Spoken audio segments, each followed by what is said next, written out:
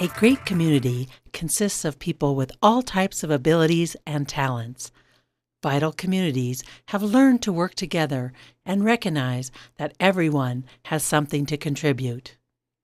Helena, Montana is a place that strives to include all people, embracing our differences so we may all prosper. For over 40 years, Helena Industries has been part of the Helena community and the greater area.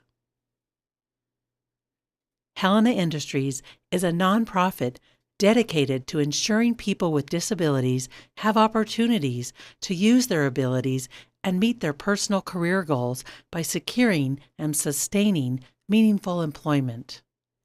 Whether at one of their 7 businesses, at their vocational campus or local thrift store, or with local employers through the Community Placement Program, Helena Industries provides vocational and rehabilitative opportunities to empower people with disabilities.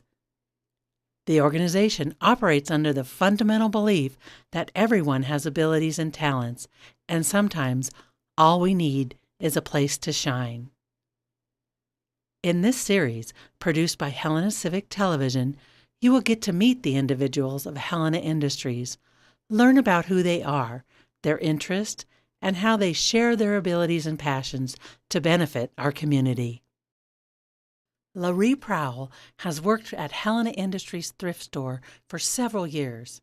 She started work at the thrift store through the Helena Industries Community Placement Program, which connects people with disabilities with meaningful employment opportunities in our community.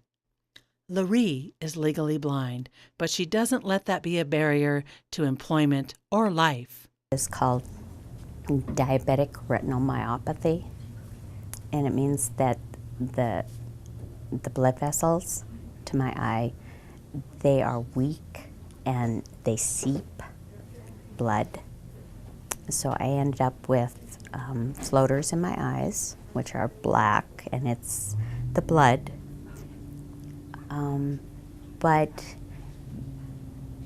it takes so much more for my eyes to be able to see that once it starts getting dark, there just is not enough light, and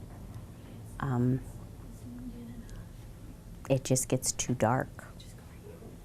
And there are a lot of restraints with that. I will never go black, which means that I will always be able to see light and shadow. I will never go completely black. So I will always be able to see a little. And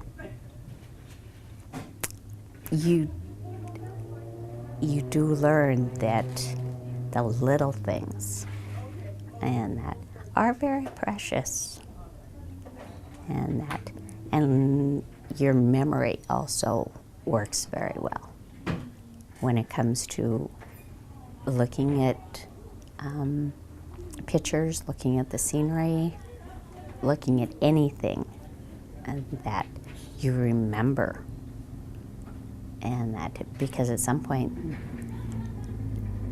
to be able to visualize something in your mind is what you are going to rely on, because you're not going to be able to see.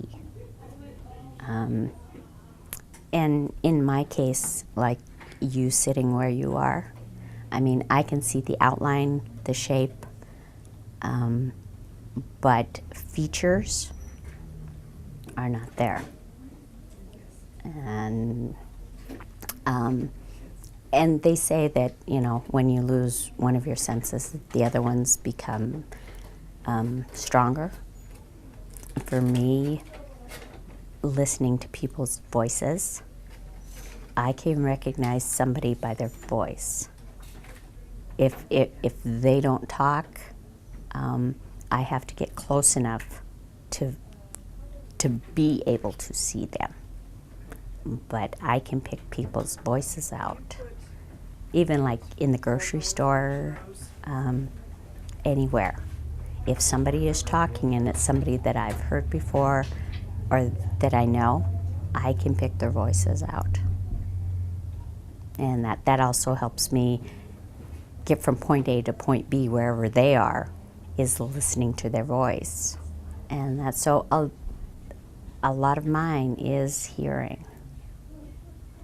And that which I think the hardest thing was when the hybrid cars came out, and that you can't hear a hybrid car. So if you're at a stoplight and you're going to walk when it's your turn, or if you're looking down the street, and yeah, hybrid cars are a little scary. That in the beginning was pretty daunting, to go from being able to see everything just fine, and now all of a sudden you can't.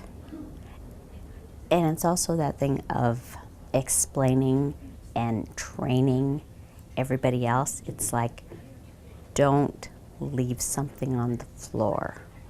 Don't leave a drawer open, because those visual things you don't see. And the other thing is, once it is starting to get dark, especially by the time it's dusk, all the lights have to be on. And that without lights on, that is the point where it is totally black. And that, so for the family, for friends, and that it's always a reminder, and that please leave the light on. And I go through a lot of flashlight batteries. Larie works in the Textiles and Clothing sorting room. With adaptive aids such as a magnifying glass and bright lights, Larie can sort the donations that will be put out on the floor for purchase. It's gone through the first time in the pre-sort and put in the totes, and then the full totes are brought down here to this section. This part of it is the clothing, and that's starting from, well, here back are linens, and they are both done separately. And again, everything is sorted. Clothing, and that can be priced. That's normally clothes that come in that are brand new, that still have the tags on them, or higher end clothing that are still in very, very good condition. Those are priced a little higher than what the rest of the clothing, and that is. And clothing can range from pants, blouses, also socks, underwear, and it's infants, toddlers, children, men's, ladies, juniors, that all comes through. I take one of the totes, take everything out of it, go through piece by piece, and then we have what we call the cubbies for all of the pants are on top, blouses and are on the bottom. They're separated and that into ladies, men's, kids, and then the infants and toddlers are put back in totes. I just don't have enough room to put all of them up there. And then they are hung and on the racks, and then the racks are taken out to the floor, and that's where they get hung on the floor, is from there. I actually have two. I have this one and this one, so I can work at either. They do have, this one has a magnifier up here. This one has the magnifier on the top, and that's so that all I have to do is open it and put whatever underneath it to be able to read it.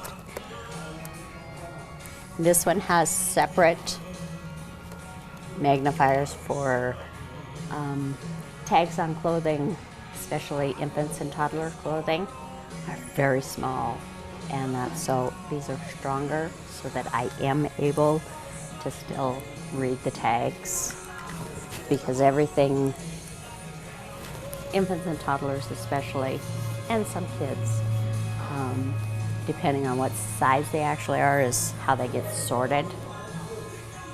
And then if you can't read the tags, they may not get put in the right place. So it makes it a lot easier to do the job having the right aids that can assist me.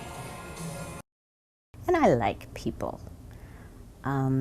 Being able to come here to Helena Industries, there is, and that, a lot of people here, and that, whether it's the staff and that, and the other workers, and, you know,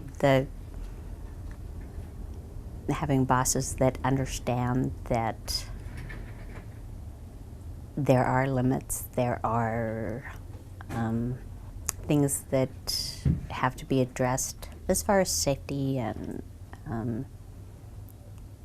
when you do need help.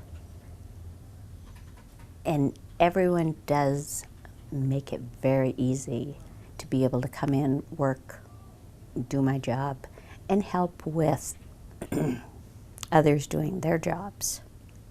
And that we all work together very well. We all accept each other very well. And having the support just makes it that much easier. And it also makes it nice to know that when we're here, and that you can count on everybody. And when you do have support, and that, and everyone's working for the same thing, and that it does help. And that it's nice to be a part of something that works. For Larie, not working has never been an option. She has always had a job and enjoys working. Over 20 years ago, when she was a teacher, Larie met a boy who had a developmental disability and was blind. They became best friends. Today, he is 33 years old and continues to be her inspiration, teaching her about happiness and how to never give up. You have to tell yourself that life is not over, and not trying to adapt to the things that you used to do and still want to do, then you're selling yourself short. You have to want to. And there is a period of time when you're mad, a little frustrated, because even the person forgets that you can just pick up that book and look at it and read it. I mean, or somebody will say, well, yeah, you're asking a question about where something is, and they'll just point and say, yeah, it's over there. And, you know, you then have to say, well, I'm sorry, I can't see what you're pointing to, and that, could you please help me find it? And that, or, I mean, you can spend all day looking for something, and that, but when you realize the majority of people are more than willing to help, but you have to be the one to ask for help. And for a lot of people, that's very hard, because they are used to being independent. And now there are times when you do need to count on other people. And that, but definitely not making the effort. You are going to be very isolated. And that isn't good for anybody. You need to be around people, and you need to listen and learn from everyone. And everyone has a different story. And listening to other people's story does make you appreciate what you still have and what you have learned to accomplish. Once you adapt to and know what your limits are, just to do things like you used to, then you really strive to look for the things that are going to help and are going to make it easier for you to do all of those everyday things. And they may not be the same, but they can still be done if you have support and you have, not only from family and friends, but like from Helena Industries and the blind and low vision, that are willing to give you and that what you need to succeed. But then you also need to be willing to want to work at it to make a success of it.